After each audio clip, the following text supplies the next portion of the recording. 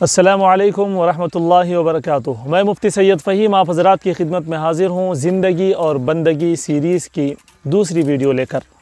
ناظرین اکرام، جیسا کہ ہم نے پچھلے ویڈیو میں جانا کہ ہمارا صبح کا اٹھنا کیسے دین بن سکتا ہے، صبح کا ہمارا اٹھنا کیسے ثواب کا باعث بن سکتا ہے، آئیے آج کی ویڈیو میں جانتے ہیں کہ صبح اٹھنے کے بعد جب ہم باتھ روم جائیں گے، قضاء حاجت کے لیے جائیں گے تو کس انداز سے جانا، یا پھر یوں کہ نبی کریم صلی اللہ علیہ وسلم کی سنتیں کیا ہے قضاء حاجت کے لیے، وہ چیزیں ہم جاننے کی کوشش کریں گے۔ سب سے پہلی چیز ہمیں یہ جاننا ہوگا کہ نبی کریم صلی اللہ علیہ وسلم نے ارشاد فرمایا کہ ایسی جگہوں پر ہمیں قضاء حاجت سے فارغ نہیں ہونا ہے جہاں پر کسی کو تکلیف ہو سکتی ہو، جیسے راستے میں یا پھر جہاں لوگ سائے کے لیے کھڑے ہوتے ہوں، اسی جگہ پر باتھ روم سے فارغ ہونے سے منع کیا گیا ہے۔ ابو داود کی روایت ہے۔ اور اس کے بعد اس چیز کا بھی ہمیں خیال رکھنا ہوگا کہ بھئی باتھ روم ہم جب جائیں گے تو اس کے بعد وہاں کی اندر کی صفائی ستھرائی کا بھی ہمیں خیال رکھنا ہوگا، یہ بھی دین اسلام کا ایک حصہ ہے۔ اگر ہم اس کا خیال رکھیں گے تو انشاءاللہ ضرورت ہم پوری کریں گے، لیکن ہمیں ثواب اور اجر ملے گا۔ دوسری چیز ہمیں جاننے کی وہ یہ کہ ہمیں باتھ روم کے اندر یعنی غسل خانے کے اندر پیشاب کرنے سے ہمیں رکنا چاہیے۔ نبی کریم صلی اللہ علیہ وسلم نے اس سے منع فرمایا ہے۔ ابو داود اور ابن ماجہ کی روایت ہے، اللہ کے رسول صلی اللہ علیہ وسلم نے ارشاد فرمایا لا یبولن احدکم فی مستحمہ فإن عامۃ الوساوس منہ۔ نبی کریم صلی اللہ علیہ وسلم نے ارشاد فرمایا کہ باتھ روم میں یعنی کہ غسل خانے میں پیشاب کرنے سے حفاظت کرنا چاہیے کہ اسی سے وسوسوں کی بیماری جو عام طور سے آتی ہے اسی سے آتی ہے۔ اسی طرح تیسری چیز جو ہمیں جاننے کی ہے وہ یہ کہ باتھ روم کے اندر کسی بھی طرح کی اسلامی تحریر لے کر نہ جائیں۔ قرآن اور حدیث اور دینی باتوں کی کوئی تحریر ہو، کوئی پرچی ہو یا پھر کوئی انگوٹھی ہو جس کے اوپر آیتیں کنندہ ہوں، یا پھر اللہ کے رسول صلی اللہ علیہ وسلم کا نام ہو یا اللہ کا نام ہو، تو ایسی انگوٹھی پہن کر یا پھر ایسی چیزیں لے کر باتھ روم میں نہیں جایا جا سکتا۔ اس لیے کہ ایک روایت ہے، اس میں فرمایا گیا ہے کہ ابو داود ہی کی یہ روایت ہے، اذا دخل الخلاء، نبی کریم صلی اللہ علیہ وسلم کے بارے میں بتایا گیا کہ اذا دخل الخلاء وضع خاتمہ، نبی کریم صلی اللہ علیہ وسلم جب باتھ روم جاتے تو اپنی انگوٹھی اتار دیتے، تو پتہ چلا اس کے اندر نبی کریم صلی اللہ علیہ وسلم کی انگوٹھی کے اندر محمد صلی اللہ علیہ وسلم لکھا ہوا تھا، اس لیے اس کو باہر رکھ کر جاتے تھے۔ تو اس لیے ہمیں چاہیے کہ ایسی کوئی تحریر ہے یا پھر ایسی کوئی ہمارے پاس انگوٹھی ہے تو اس کو ہم باتھ روم کے باہر ہی رکھ کر باتھ روم میں جائیں۔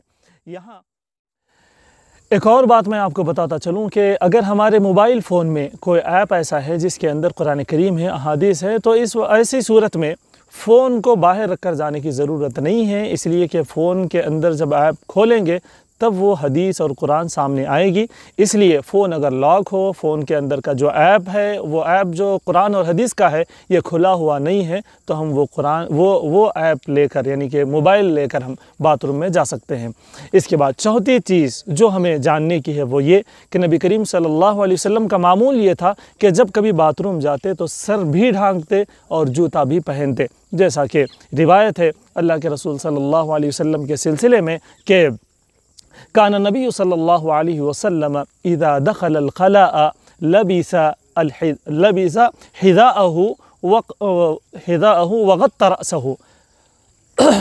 تو اس حدیث سے معلوم ہوا کہ نبی کریم صلی اللہ علیہ وسلم جب کبھی باتھ روم جاتے تو اپنا سر بھی ڈھانکتے اور آپ صلی اللہ علیہ وسلم جوتا بھی پہنا کرتے۔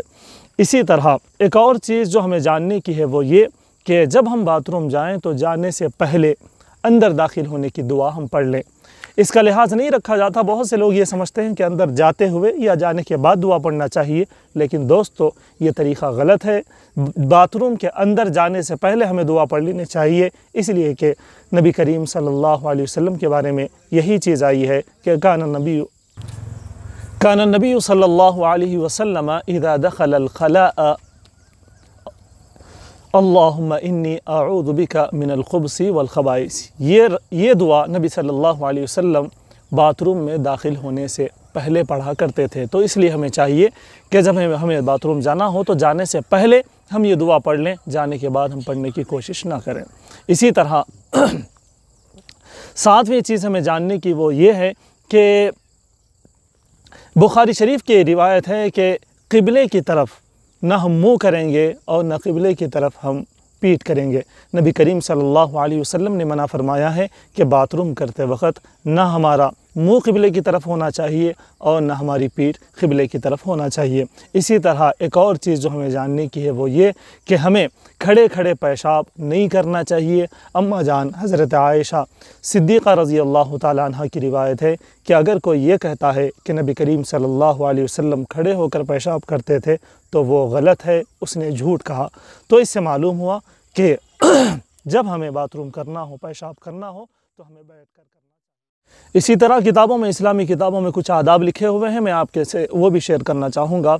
लिखा है किताबों में कि गिलाज़त की तरफ नहीं देखना चाहिए, इससे भी बहुत बड़ा नुकसान हो सकता है। इसी तरह बिला ज़रूरत बाथरूम में ज़्यादा देर नहीं बैठना चाहिए, ये भी इस्लामी तरीक़ा नहीं है। इसी तरह दौरान हाजत बातचीत करने से भी हमें रुकना चाहिए। इसी तरह निकलते वक्त की दुआ भी हमें पढ़ना चाहिए। और जब हम बाथरूम से निकलें तो हमें राइट लेग हमें बाहर डालना होगा, और जब बाथरूम में हम जाएंगे तो सीधा दाहिना पैर यानी कि लेफ़्ट लेग हम डालेंगे, और जब हम बाथरूम से निकलेंगे तो हमारा सीधा पैर बाहर होगा। ये नबी करीम सल्लल्लाहु अलैहि वसल्लम की सुन्नत है। इसी तरह निकलने के बाद, बाथरूम से निकलने के बाद हमें दुआ पढ़नी होगी। वो दुआ है गुफ़रानका अल्हम्दुलिल्लाहिल्लज़ी अज़हबा अन्निल अज़ा वअफ़ानी। मेरे दोस्तों, बाथरूम से बाहर निकलने के बाद हमारा ये एहसास होना चाहिए, बहुत सारी इस्लामी किताबों में ये बात लिखी हुई है कि हमारा ये एहसास होना चाहिए कि ये जो हमने क़ज़ा हाजत किया है ये अल्लाह की तरफ से एक बहुत बड़ी नेमत है। इस नेमत का हमें शुक्र अदा करना चाहिए कि कितने लोग ऐसे हैं जिनके पेशाब और पाखाना न करने की वजह से, बाथरूम उनका न निकलने की वजह से वो दवाखानों में एडमिट हैं, हॉस्पिटल्स में एडमिट हैं, और उन्हें बहुत ज़्यादा पैसा खर्च करना पड़ता है। तो ये अल्लाह ताला का हम पर फ़ज़ल है कि अल्लाह ताला ने हमें आराम से क़ज़ा हाजत का हमें मौका दे दिया। तो मेरे दोस्तों, मैं समझता हूँ कि आपको ये वीडियो पसंद आई होगी। अगर आपको हमारी ये वीडियो पसंद आई है तो ज़रूर इसे लाइक करें, शेयर करें और हमारे चैनल को सब्सक्राइब करें। जज़ाकल्लाहु खैरा।